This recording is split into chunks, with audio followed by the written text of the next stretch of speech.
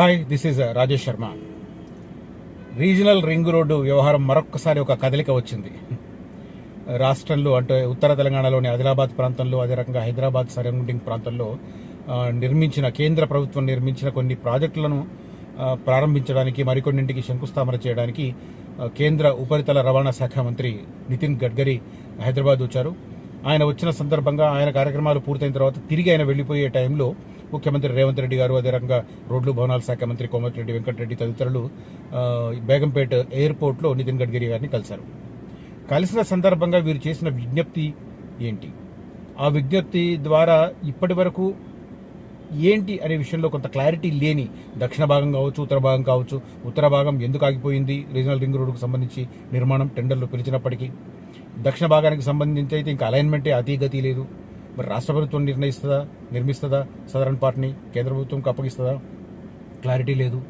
So ఇప్పుడు ఓవరాల్గా ఈ విషయంలో కొంత రేవంత్ రెడ్డి గారు నితిన్ గడ్కరీ గారిని కలిసిన తర్వాత కొంత నాకు అనిపిస్తున్న సమాచారాన్ని, అదే రకంగా అందుబాటులో ఉన్న అంశాలను క్రోడీకరించి విశ్లేషించి నేను ఈ వీడియోలో మీకు ఎక్స్ప్లెయిన్ చేసే ప్రయత్నం చేస్తాను. ఇక కంటెంట్లోకి వెళ్లే ముందు, ఫ్యూచర్ సిటీలో అత్యంత strategical area Nakkarta Medipalli. First phase 14,000 ఎకరాలు డెవలప్ అవుతున్న టైంలో దానికి అత్యంత దగ్గరలో ఉన్న అతిపెద్ద విలేజ్ నక్కర్త మేడిపల్లి. స్ట్రాటజికల్గా ఇది చాలా ఇంపార్టెంట్ కాబట్టి అక్కడ గతంలో కేసీఆర్ ప్రభుత్వం అక్కడ ఫార్మా సిటీకి ఎక్స్క్లూజివ్ పోలీస్ స్టేషన్ ఆ మేడిపల్లిలో పెట్టింది. ఈ ప్రభుత్వం కూడా దాన్ని అసిస్టెంట్ కమిషనర్ లెవెల్కి ఇంక్రీజ్ చేస్తూ అదే గ్రామం పరిధిలో భూమిని కేటాయించింది. కాబట్టి అత్యంత స్ట్రాటజికల్ ప్లేస్ అని ఎందుకు అంటున్నానంటే, ఫస్ట్ మల్టీనేషనల్ కంపెనీలు, అదే రకంగా ప్రభుత్వం హైకోర్టులో ఫైల్ చేసిన అఫిడవిట్ ఆధారంగా చూస్తే కూడా ఫస్ట్ ఎంప్లాయ్మెంట్ వచ్చే place Nakkarta Medipalli. Of course మనకు కుర్మిద్ద ఏరియాలో డెవలప్మెంటల్ యాక్టివిటీస్ కనిపిస్తుండొచ్చు, కానీ ఇక్కడ వచ్చేవి యూనివర్సిటీస్.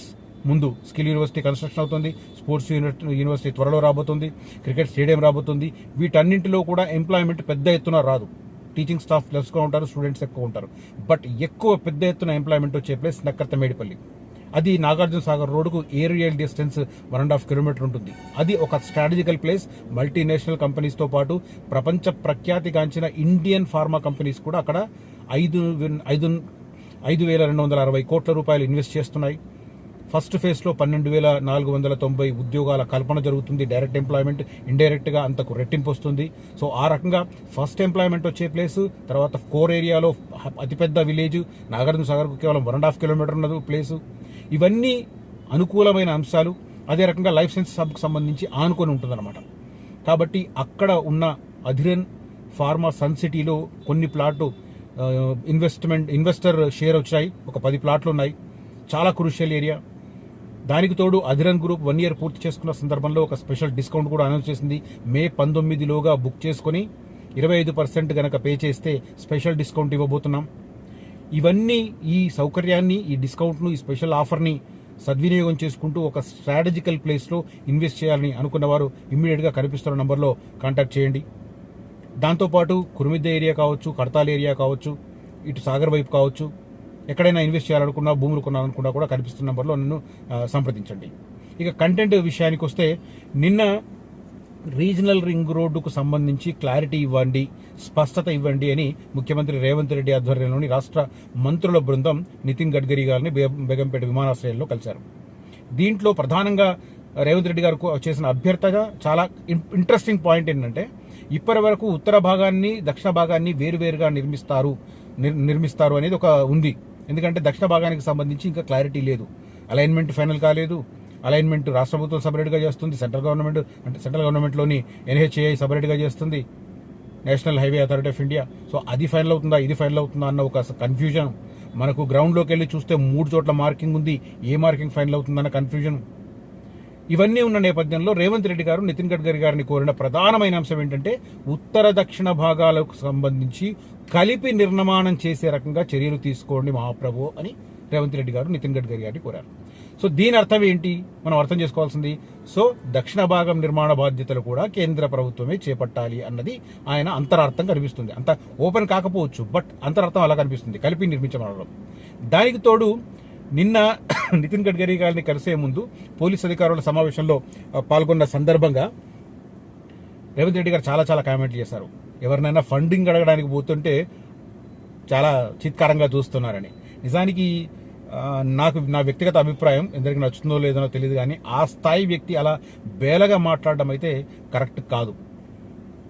కోర్స్ బ్యాక్గ్రౌండ్ బాగాలేకపోయినా కూడా, పరిస్థితి బాగాలేకపోయినా కూడా దాన్ని కవరప్ చేయాల్సిన బాధ్యత ఉన్న ప్లేస్లో ఆయన ఉన్నారు. కాకపోతే ఆయన ఆ మాట అనడానికి అదొక స్ట్రాటజీగా చెప్పుకోవాలి.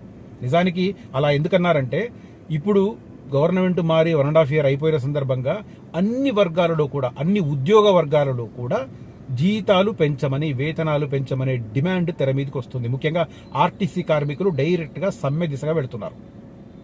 అదే సందర్భంలో వారి తర్వాత ఉద్యోగ సంఘాలు కూడా రెడీ అవుతున్నాయి, ఉద్యోగ ఉపాధ్యాయ సంఘాలు కూడా రెడీ అవుతున్నాయి వేతనాలు పెంచమని చెప్పి వారికి సంబంధించిన అదిమ్మని.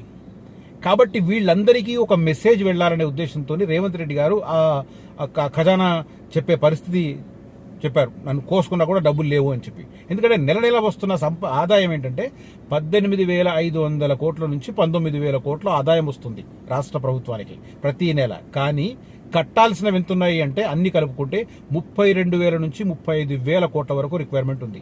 So every month minus budget 15,000-16,000 కోట్లు ఉంది. కాబట్టి అది చెప్పే క్రమంలో ఉద్యోగులకు జీతాలు పెంచే అవకాశాలు ఇప్పుడు తక్కువ, మీరు గొంతమ కోరికలు పెట్టుకోవద్దు, నామినల్గా ఇస్తామనే ఒక మెసేజ్ పంపడానికి ఆయన చేసిన కామెంట్లు. కానీ అవి మీడియాలో ఇవాళ ఎట్లా పబ్లిష్ అయినాయి అనేది మనకు తెలుసు. చాలా మంది నా కామెంట్స్ కూడా కొంతమంది చేస్తున్నారు. ఒక మిత్రుడు రేవంత్ రెడ్డి గారు నిజం చెప్పేశారు రాజా అన్నాడు ఒక అతను. Thank you brother. రాజా అని పిలవడం బాగుంది, మా అమ్మ నన్ను అలా పిలిచేది. Thank you brother. బట్ ఒకటి, నేనైతే పాజిటివ్ దృక్పథంతో ఉంటాను. రేవంత్ రెడ్డి గారు చేసింది కూడా ఆ స్థాయి వ్యక్తి అలా చేయకూడదనే నా అభిప్రాయం. నేను చాలా అంటే ఆల్మోస్ట్ 30 సంవత్సరాలు జర్నలిజం చేశాను. ముఖ్యమంత్రులు కానీ మంత్రులు కానీ అలా మైనస్గా మాట్లాడరు. బట్ రేవంత్ రెడ్డి గారి ఉద్దేశం నాకు అర్థమైందైతే అది ఉద్యోగ ఉపాధ్యాయ సంఘాలకు, కార్మిక సంఘాలకు వాళ్ళు ఎక్స్పెక్ట్ చేస్తున్న వేతనాలు పెంచే పరిస్థితి లేదు కాబట్టి గొంతమ కోరికలు వద్దు అనే ఒక ఇండికేషన్ ఇచ్చే క్రమంలో ఆయన అలా మాట్లాడి ఉంటారని నేను అనుకుంటున్నాను, నేను అంచనా వేస్తున్నాను.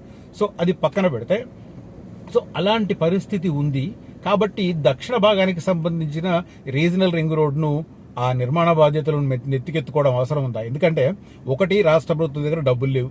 2, ప్రైవేట్ నుంచి తీసుకొచ్చి పెడదామన్నా కూడా మళ్ళీ సెంట్రల్ గవర్నమెంటే దానికి గ్యారంటీ ఇవ్వాలి.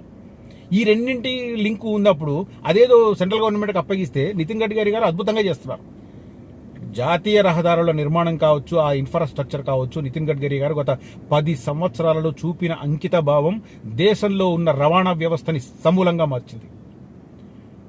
అసలు ఎంత ఈజీగా వెళ్తున్నాం. ఒకప్పుడు ఒక రోజు 300-350 కిలోమీటర్లు ప్రయాణం చేస్తే ఆ తర్వాత ఒళ్ళు హూనమయ్యే పరిస్థితి ఉండేది, ఒక 15 ఏళ్ల కింద కావచ్చు. ఇవాళ తిరుపతి నుంచి డైరెక్ట్గా హైదరాబాద్కి వచ్చేస్తున్నాం నార్మల్ 4-wheeler వెహికల్లో, పెద్ద పెద్ద వెహికల్స్ కాదు, నార్మల్గా ఉండేవి. నేను ప్రయాణం చేస్తే ఇప్పుడు నాది టయోటా అర్బన్ క్రూజర్. ఇప్పటికీ 2 times 1 dayలో నేను తిరుపతి నుంచి హైదరాబాద్ ట్రావెల్ చేశాను. మార్నింగ్ బయలుదేరి ఈవినింగ్ కల్లా వచ్చేసాం. మధ్యలో బ్రేక్ఫాస్ట్, లంచ్, ఈవినింగ్ స్నాక్స్ చూసుకొని అట్లా నింపాదిగా హాయిగా ప్రయాణ బడిలక ఏమాత్రం లేనటువంటి మౌలిక సదుపాయాలు, రోడ్డు వ్యవస్థ ఇవాళ మనకు కనిపిస్తుంది. దాంట్లో నితిన్ గడ్కరీ గారి పేరు ఖచ్చితంగా చరిత్రలో నిలిచిపోతుంది. కొన్ని హైలైట్స్ చదువుతుంటే మాత్రం నిజంగా చాలా ఆశ్చర్యం వేస్తుంది. సో అట్లా కేంద్ర ప్రభుత్వం నితిన్ గడ్కరీ గారి ఆధ్వర్యంలో ఈ జాతీయ రహదారులను అద్భుతంగా విత్ ఇన్ టైం లిమిట్స్లో చేస్తున్నప్పుడు ఈ దక్షిణ భాగానికి సంబంధించిన బాధ్యత కూడా వాళ్ళకు కట్టుబెడితే కొద్దిగా ఫాస్ట్గా సాకారమయ్యే అవకాశం ఉంది. ఇప్పుడు రేవంత్ రెడ్డి గారి కాల పరిమితి ఇంకొక 3.5 సంవత్సరాలు. ఏ మహాద్భుతమో జరిగి ఆయన పదవి కోల్పోకపోతే ఖచ్చితంగా వచ్చే 3.5 సంవత్సరాలు ఖచ్చితంగా ఆయన ముఖ్యమంత్రిగా ఉంటారు. ఆయన ముఖ్యమంత్రిగా ఉన్న సందర్భంలో ఈ రీజనల్ రింగ్ రోడ్డు ఒక కొలిక్కి వస్తే ఉత్తర భాగాన్ని కేంద్ర ప్రభుత్వం టేకప్ చేస్తే national highway authority of India 5 ప్యాకేజీల కింద దాన్ని డివైడ్ చేసింది. 162 కిలోమీటర్లని టెండర్లు పిలిచింది. టెండర్లు ఓపెన్ చేయడానికి ఇంకా కేంద్ర కేబినెట్ రాటిఫై చేయలేదు కాబట్టి, అంటే పర్యావరణ అటవీ అనుమతులు వచ్చాయి, ఆ అనుమతులు కేంద్ర కేబినెట్ రాటిఫై చేస్తే అప్పుడు ఎన్హెచ్ఐ టెండర్స్ ఓపెన్ చేసి కన్స్ట్రక్షన్ స్టార్ట్ చేయాలి. అయితే ఈలోగా ఇంకొక నిర్ణయం ఏం తీసుకున్నారంటే, ముందు 2 వరుసలుగా చేద్దాం అనుకున్నారు. అంటే ఒకవైపు 2 వరుసలు, ఇంకొక వైపు 2 వరుసలు అనుకున్నారు. కానీ అది కన్స్ట్రక్షన్ పూర్తి అయ్యేసరికి వాహనాల సంఖ్య పెరిగిపోతుంది కాబట్టి 3 వరుసలుగా చేద్దాం, అటు 3 వరుసలు ఇటు 3 వరుసలు 6 వరుసలుగా టేకప్ చేయాలని చెప్పి నిర్ణయం తీసుకున్నారు. టెండర్లు పిలిచినప్పుడు డిసెంబర్లో 2+2 లైన్స్ గానే టెండర్స్ పిలిచారు. బట్ ఇప్పుడు దాన్ని ఏం చేస్తున్నారంటే ఆ టెండర్లలో మార్పులు ఇప్పుడు చేస్తున్నారు. 3+3గా మార్చి అదే టెండర్లను ఓపెన్ చేయాలనే ప్రక్రియ చేస్తున్నారు. ఎందుకంటే మళ్లీ టెండర్లు పిలిస్తే మరింత కాలయాపన కాబట్టి దాన్ని యాజ్ ఇట్ ఈజ్ గా టేకప్ చేయాలనే ఉద్దేశంతో వాళ్ళు మాట్లాడుతున్న పరిస్థితి కనిపిస్తుంది. సో ఓవరాల్గా ఇది అక్కడ మనకు క్లారిటీతో ఉన్న అంశం. రాష్ట్ర ప్రభుత్వం మాత్రం దక్షిణ భాగాన్ని కేంద్ర ప్రభుత్వానికి అప్పగించేందుకు ఆల్మోస్ట్ సంసిద్ధమైనట్టుగా కనిపిస్తుంది. కేంద్ర ప్రభుత్వం మాత్రం కేంద్ర కేబినెట్ ఉత్తర భాగాన్ని గనక రాటిఫై చేస్తే ఆ వెంటనే ఆ టెండర్స్ ఓపెన్ చేయడం, కన్స్ట్రక్షన్ గ్రీన్ సిగ్నల్ ఇవ్వడం జరుగుతుంది. ఇంకొక టాక్ ఏంటంటే ఇది ఓవరాల్ గా రౌండ్ అప్ గా అంటే ఉత్తర దక్షిణ భాగాలు కలిపి నిర్మాణం చేస్తే కనుక ప్రధానమంత్రి నరేంద్ర మోదీ గారి ద్వారా దీన్ని శంకుస్థాపన చేయాలని, భూమి పూజ చేయాలని కూడా ఆలోచన చేస్తున్నారు. మరి అది ఇంతవరకు సాకారం వద్దని చూడాలి. ఆయన వస్తారా లేకపోతే వర్చువల్ గా దాన్ని లాంచ్ చేస్తారని తెలియదు. బట్ ఓవరాల్ గా కొంత స్పష్టత వచ్చే అవకాశం కనిపిస్తుంది.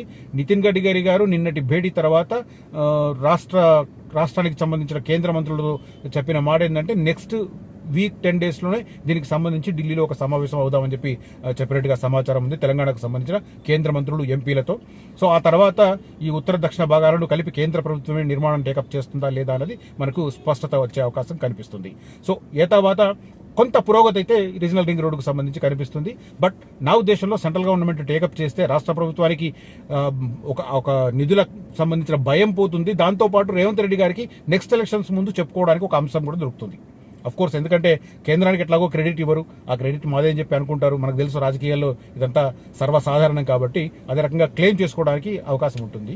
హోప్ఫుల్లీ నెక్స్ట్ ఒక 10-15 రోజుల్లో దీనికి సంబంధించిన క్లారిటీ కొంతైనా వస్తుందని చెప్పి నేను అనుకుంటున్నాను.